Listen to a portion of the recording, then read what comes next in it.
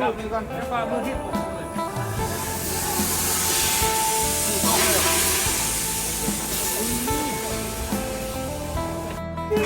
เอาดู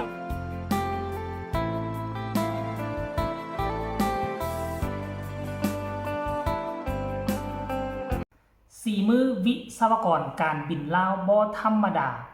สามารถประกอบเครื่องยนต์มี17ของกองทัพลาวออกมาใช้ได้ด้วยตนเอง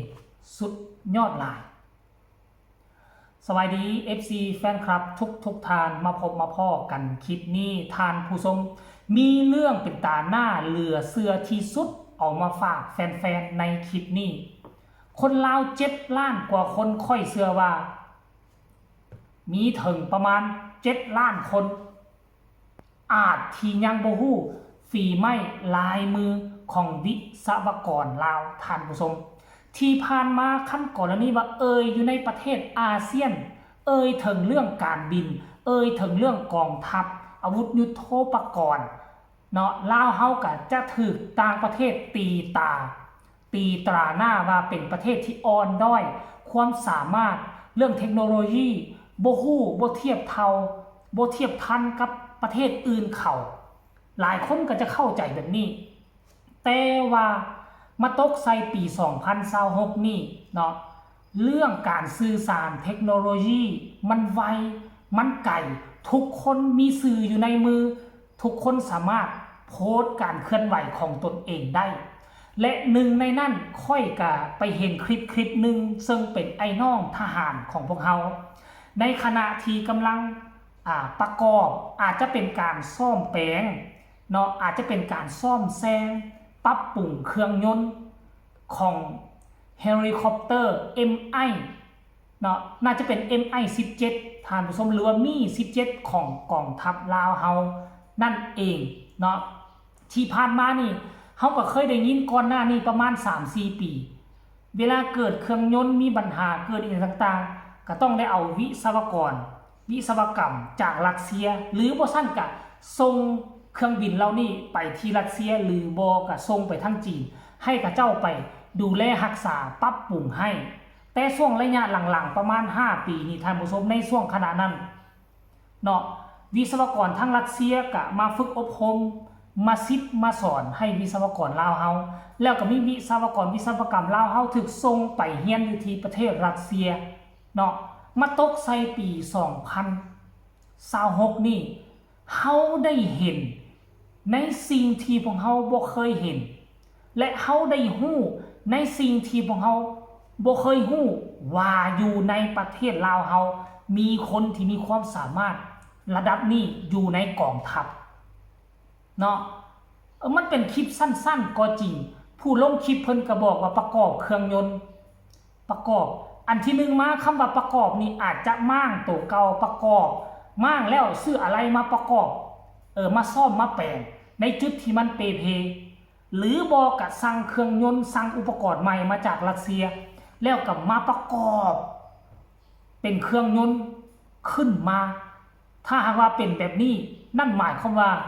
เนาะวิศวกรรมการบินลาวเฮาในอนาคตนี้ก็แสดงว่ามีบุคลากรที่มีความสามารถบ่น้อยหน้าไปกับชาติอื่นเช่นเดียวกันรายละเอียดให้ทุกคนไปชมคลิปเรานี่สะก่อนแล้วจังมาพ้อกันในช่วงต่อไปไปชมพร้อมๆกันเลยทุกคนเอาดูนี่ก่อนให้ฟ้ามือที่ผมเลยดูโต๊ะเลย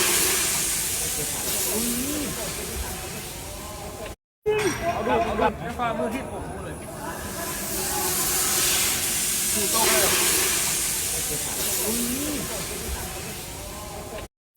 เอาดูนี่ก่อนให้ฟ้ามือที่ผมเลยเอาดูนี่ก่อนให้ฟ้ามือที่ผมเลย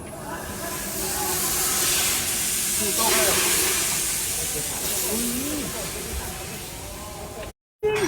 เอาดู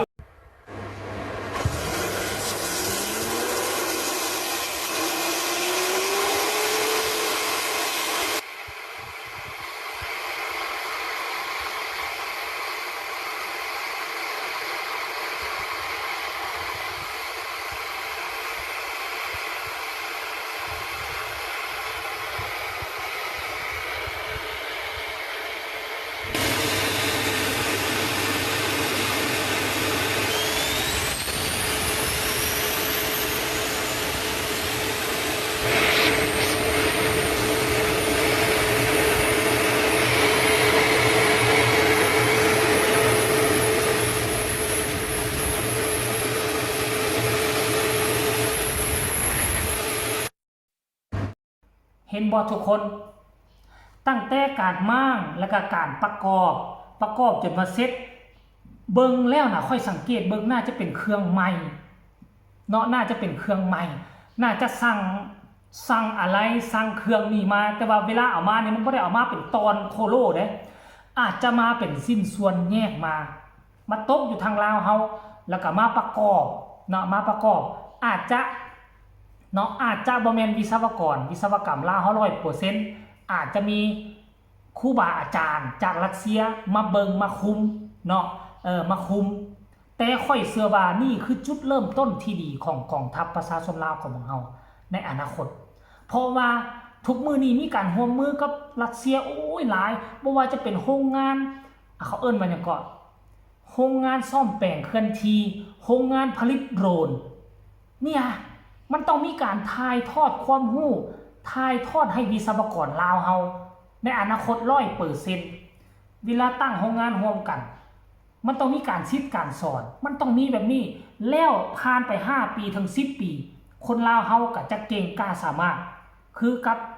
รัสเซียเฮ็ดเป็นเฮาก็ต้องเฮ็ดเป็นแล้วกลุ่มคนลาวเรานั่นก็จะกลายเป็นครูบาอาจารย์มาซิดสอนให้คนลาวเฮารุ่นต่อไป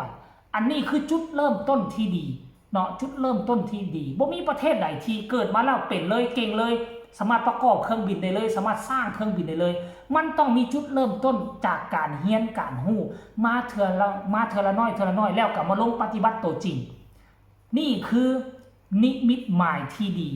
เนาะของกรมการบินหรือว่าของกองทัพอากาศลาวเฮานั่นเองท่านผู้ชม FC แฟนคลับเนาะอันนี้ก็คือเรื่องราวดีๆเรื่องราวเป็นตาหน้ายินดีเนาะค่อยเชื่อว่าคนลาวเฮา7 ล้านกว่าคนถ้าได้เห็นคลิปนี้